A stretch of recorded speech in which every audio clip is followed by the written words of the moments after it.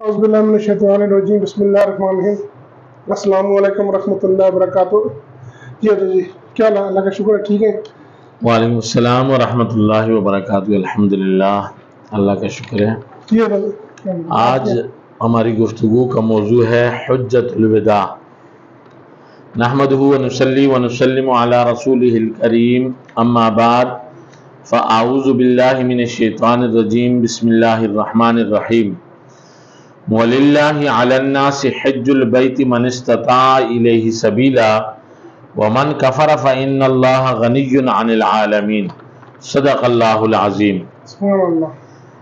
میں شش جہت کی فضا کو جلووں سے تیرے لبریز دیکھتا ہوں، تیرے محبت برے فسانے کو زندگی خیز دیکھتا ہوں۔ یہ دیکھتا ہوں کہ تیرے اقوال خود بخود منہ سے بولتے ہیں، یہ دیکھتا ہوں کہ تیرے احوال خود دلوں کو ٹٹولتے ہیں۔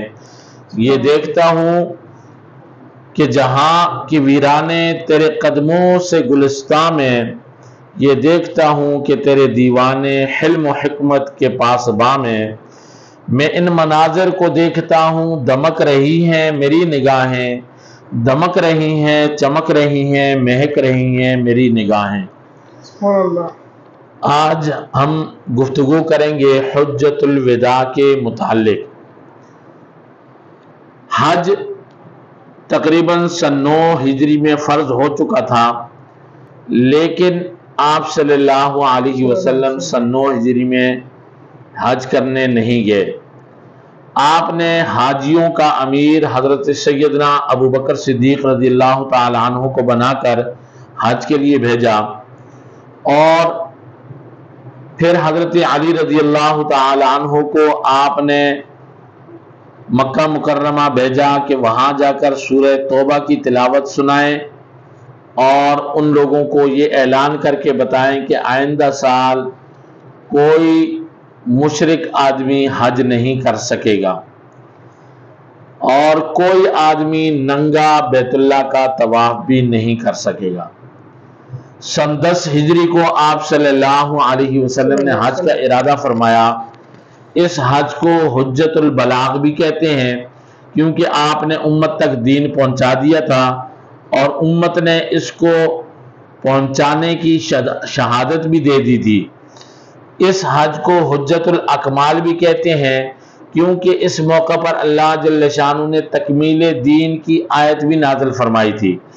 اس حج کو حجۃ الوداع بھی کہتے ہیں، اور یہی سب سے زیادہ مشہور ہے، کیونکہ آپ نے اس حج میں اپنی امت کو الوداع کہا اور صاف صاف فرما دیا کہ مجھ سے مناسک حج سیکھ لو، شاید میں اگلے سال حج نہ کر سکوں۔ جب رسول اللہ صلی اللہ علیہ وسلم نے حج کا ارادہ فرمایا تو آپ کے ارادے کی اطلاع دور دور تک پہنچ گئی اور بے شمار لوگ حج میں آپ کے ساتھ جانے کے لیے تیار ہو گئے۔ حج کے لشکر میں اتنے لوگ شامل ہو گئے جن کا شمار کرنا مشکل تھا۔ دائیں بائیں آگے پیچھے لوگ ہی لوگ تھے۔ بعض روایات کے مطابق 1,24,000 اور بعض روایات کے اندر 1,44,000 افراد آپ کے ساتھ تھے۔ آپ ذی القعدہ کی 25 تاریخ کو مدینہ منورہ سے روانہ ہوئے۔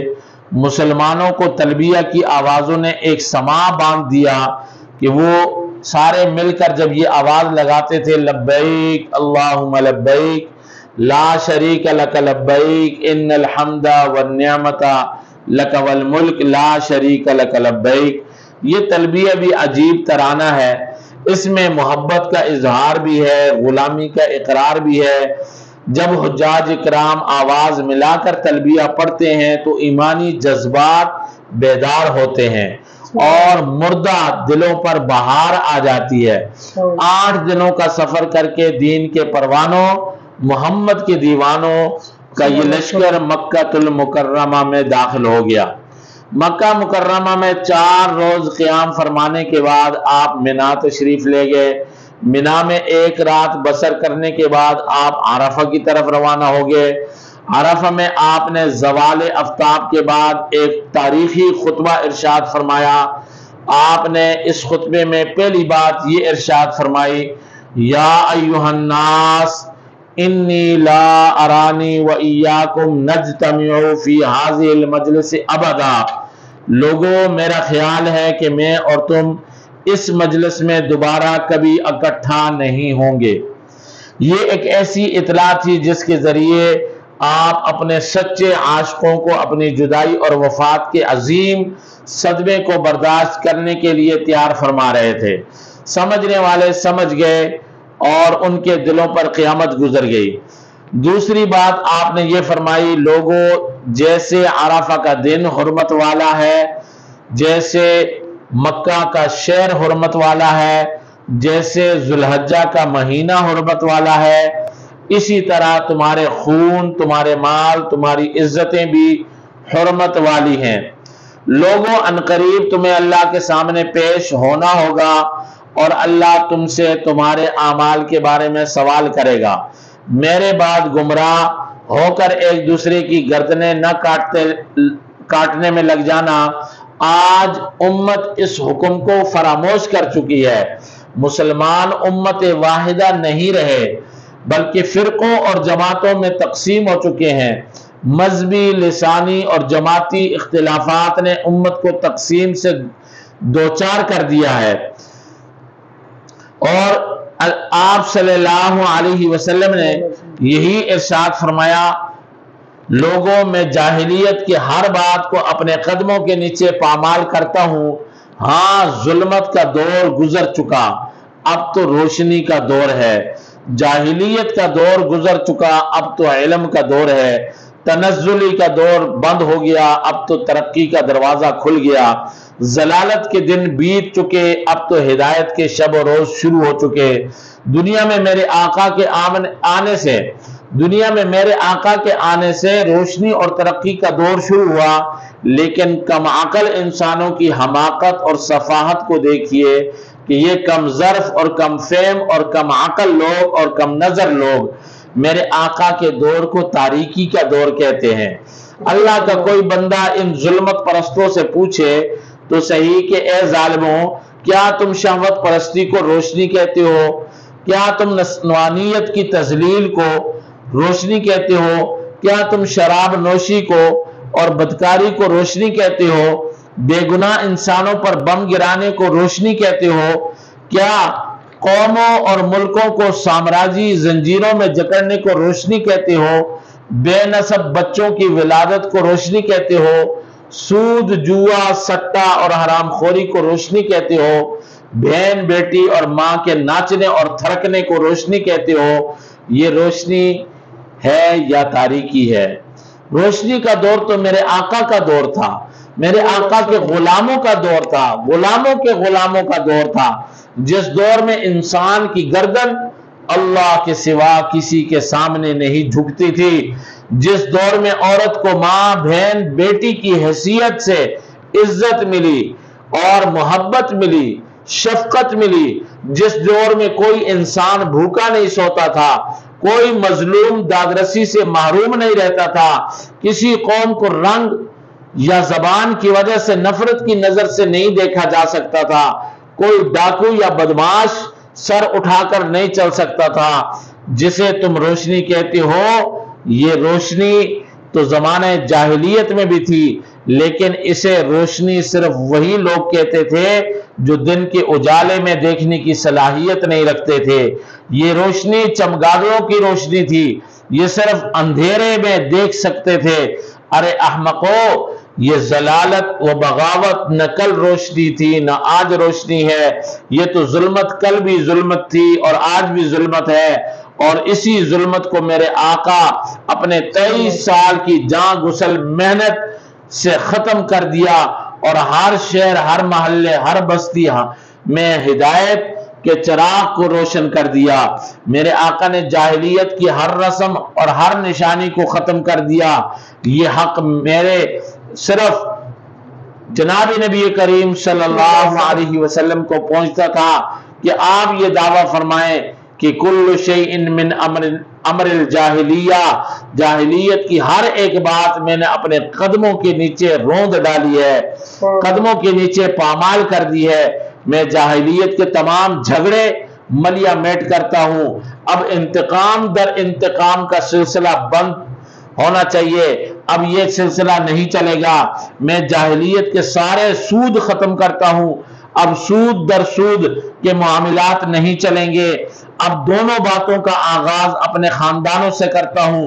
میں ربیعہ بن حارث کا خون معاف کرتا ہوں، اس کا انتقام نہیں لیا جائے گا، اور عباس بن عبد المطلب کا سود معاف کرتا ہوں۔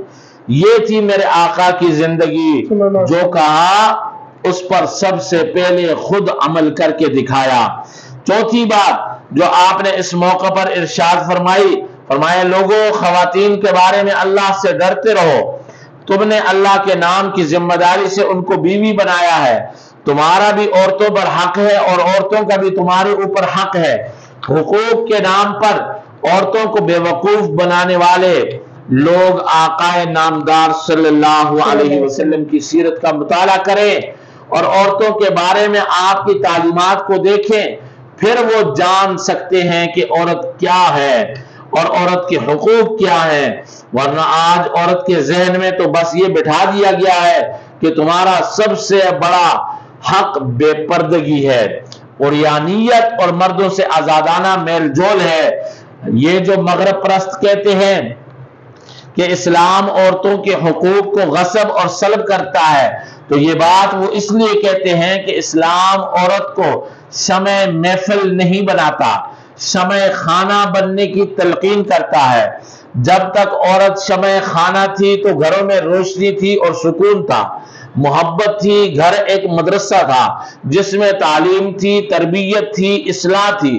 اور جب سے عورت شمع محفل بنی ہے، ممکن ہے کچھ عیاش طبع لوگوں کی سوچ کے مطابق محفلوں میں روشنی پھیل گئی ہو، مگر بے شمار گھر تاریک ہو چکے ہیں، نہ وہاں روشنی ہے، نہ سکون ہے، نہ محبت ہے، نہ مدرسہ ہے، نہ تعلیم ہے، نہ اصلاح ہے، نہ تربیت ہے۔ اللہ کے نبی کو خواتین کے حقوق کا اس قدر خیال تھا کہ ہر اہم موقع پر آپ نے اپنے اصحاب کو اس طرح متوجہ فرمایا۔ حجت الوداع میں بھی آپ نے توجہ دلائی، جب آپ سفر آخرت پر روانہ ہونے والے تھے اس وقت بھی آپ نے ان کو متوجہ کیا اور فرمایا کہ عورتوں کا حق ہے اور عورتوں کے حقوق کی پاسداری کرو اور عورتوں کا حق ادا کرو۔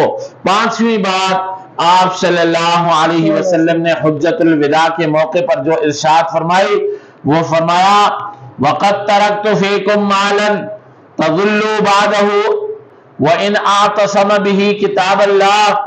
لوگوں میں تم میں وہ چیز چھوڑ کر جا رہا ہوں کہ جب تک تم اسے مضبوطی سے پکڑے رکھو گے کبھی گمراہ نہ ہوگے، اور وہ چیز ہے کتاب اللہ۔ تاریخ گواہ ہے جب تک مسلمانوں نے کتاب اللہ کو تھامے رکھا وہ ہر طرح کی ضلالت اور ذلت سے بچے رہے، لیکن جب سے مسلمانوں نے کتاب اللہ کو چھوڑ دیا تو ضلالتوں اور ذلتوں نے ان کے گھر کا راستہ دیکھ لیا۔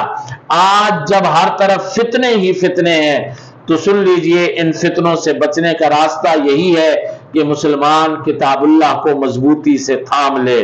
ترمذی شریف کی روایت ہے کہ حضرت علی رضی اللہ تعالی عنہ نے فرمایا، میں نے رسول اللہ صلی اللہ علیہ وسلم کو یہ فرماتے ہوئے سنا، لوگوں سنو عنقریب عظیم فتنہ ہونے والا ہے۔ میں نے عرض کیا یا رسول اللہ اس وقت فتنے سے نجات کا ذریعہ کیا ہوگا؟ آپ نے فرمایا اللہ کی کتاب، اس میں پہلے لوگوں کے احوال ہیں اور آئندہ ہونے والے امور کی بھی خبریں ہیں۔ یہ کتاب حق و باطل کے درمیان فیصلہ کرنے والی ہے، کوئی مذاق نہیں ہے، بلکہ اس کتاب میں جو کچھ ہے وہ حق ہے۔ جو متکبر اس کتاب کو چھوڑے گا اللہ اسے ہلاک کر دے گا، جو شخص اس قرآن کو چھوڑ کر کسی اور چیز کو کے اندر ہدایت کو تلاش کرے گا اللہ اسے گمراہ کر دے گا۔ اس لیے اللہ کا ارشاد ہے وَاعْتَصِمُوا بِحَبْلِ اللَّهِ جَمِيعًا وَلَا تَفَرَّقُوا۔ اے ایمان والو مسلمانوں، अल्लाह की रस्सी को मजबूती से थामे रखो, अल्लाह रब्बुल इज्जत तुम्हें कामयाब करेंगे। मुसलमान जब किताबुल्लाह के ऊपर अमल करता है, उसको अपना रहनुमा और मुक्तदा और पेशवा बनाता है, उससे हिदायत हासिल करता है, अल्लाह उसे दुनिया और आखिरत दोनों में कामयाब करते हैं। अल्लाह जल्ल शानु मुझे आप सबको अमल की तौफीक नसीब फरमाए। व आखिर दावाना अनिल हम्दुलिल्लाहि रब्बिल आलमीन। हमारे इस चैनल को देखने वाले सब्सक्राइब भी करें, लाइक भी करें, शेयर भी करें। अल्लाह हम सबका हामी और नासिर।